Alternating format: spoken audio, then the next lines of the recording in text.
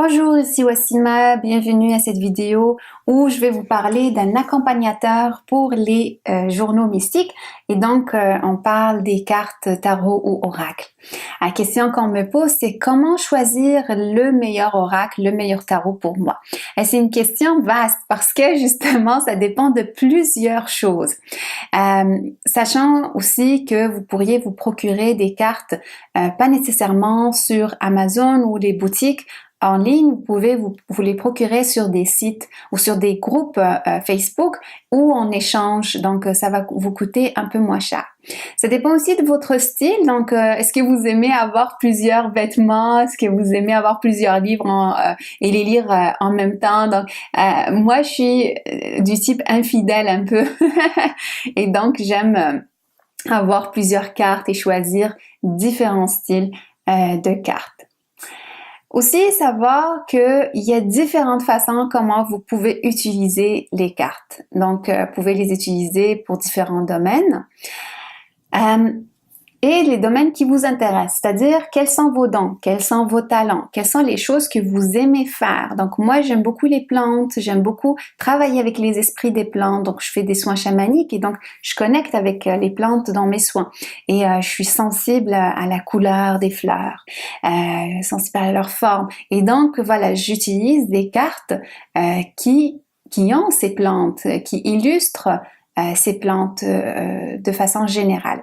Ça peut être un tarot ou un oracle parce que il y en a certains qui préfèrent utiliser plus des oracles. Donc l'oracle que je vous montre ici, c'est un oracle qui a des plantes et qui a des personnages médiévaux. Et donc voilà, je suis sensible aussi à l'histoire. J'aime beaucoup l'histoire, j'aime beaucoup la mythologie, les différentes mythologies, les histoires de contes, de fées. Et cet oracle, il est vraiment imprégné de cette magie-là. Vous allez trouver aussi des formules magiques, vous allez trouver des symboles magiques que j'utilise pour ma magie. Vous allez voir aussi que certains oracles ils viennent aussi avec des livres accompagnateurs ou avec juste une feuille. Vous allez voir la différence au fur et à mesure.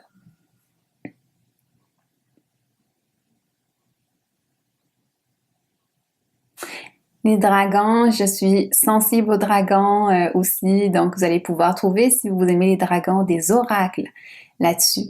Vous aimez les fées, vous allez trouver des oracles ou des jeux tarot avec des fées. J'aime aussi choisir des cartes par rapport à la saison. Donc, quand c'est l'hiver, alors je vais choisir des cartes avec des teintes, avec des couleurs plus bleu, foncé. Donc, c'est des cartes qui nous amènent plus à être à l'intérieur. Je parle beaucoup en hiver de l'ours qui revient dans sa caverne. Donc, moi, j'aime beaucoup avoir des cartes qui me ramènent un peu à l'intérieur.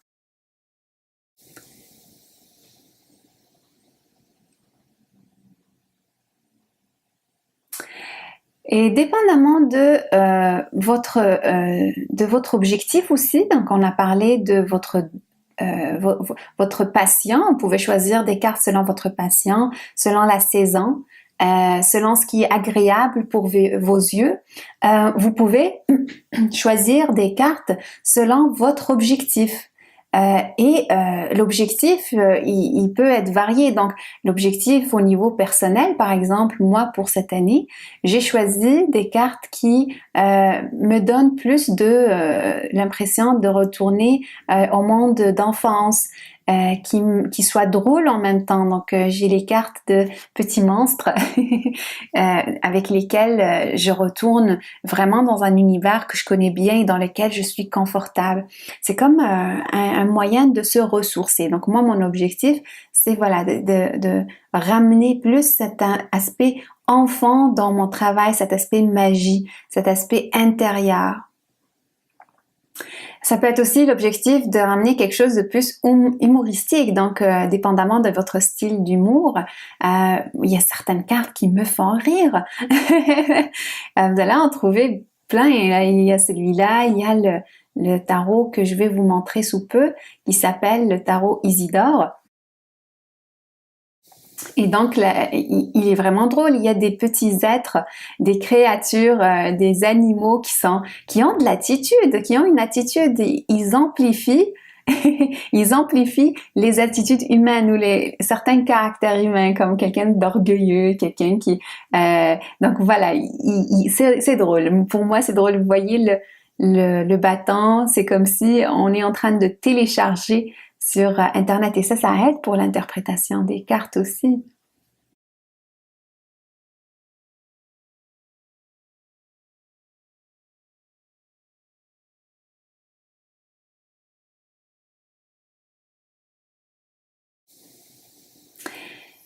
Vous pouvez aussi avoir des objectifs qui soient en lien avec le côté professionnel.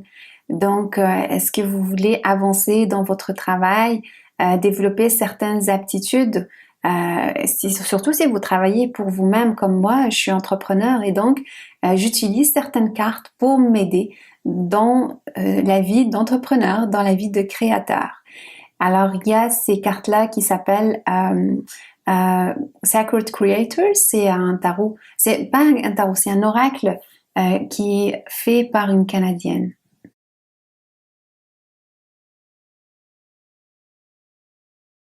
Quand je suis dans le domaine professionnel, ça m'aide quand les cartes sont plus simples. Il y a aussi mes cartes que j'ai créées, le Self-Coaching Kit. Je l'ai créé pour les hypersensibles, mais il marche super bien pour le travail, comme par exemple certaines blessures d'âme qui se manifestent à travers le travail. Ça m'aide à les comprendre quand ça sort, quand ça ressort. Aujourd'hui, je m'organise une carte que j'aime beaucoup aussi.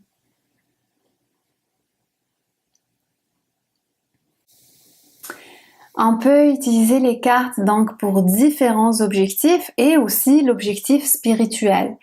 Parce que les cartes, on peut les utiliser pour méditer, pour se connecter.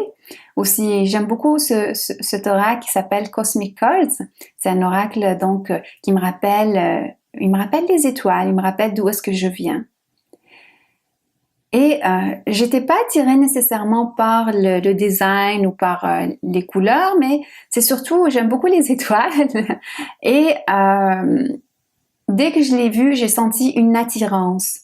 J'ai senti qu'il y a quelque chose. Regardez cette carte. Dès qu'on le voit, ça nous amène à d'autres plans.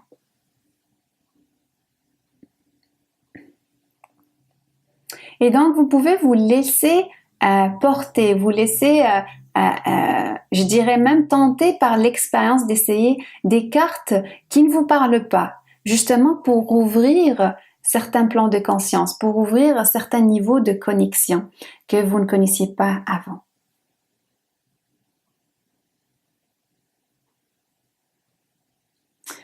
Il y a aussi l'autre possibilité que vous soyez guidé de façon vraiment explicite, c'est-à-dire que vos guides, vos alliés, ils vont vous montrer des cartes avec certaines circonstances, avec certaines synchronicités.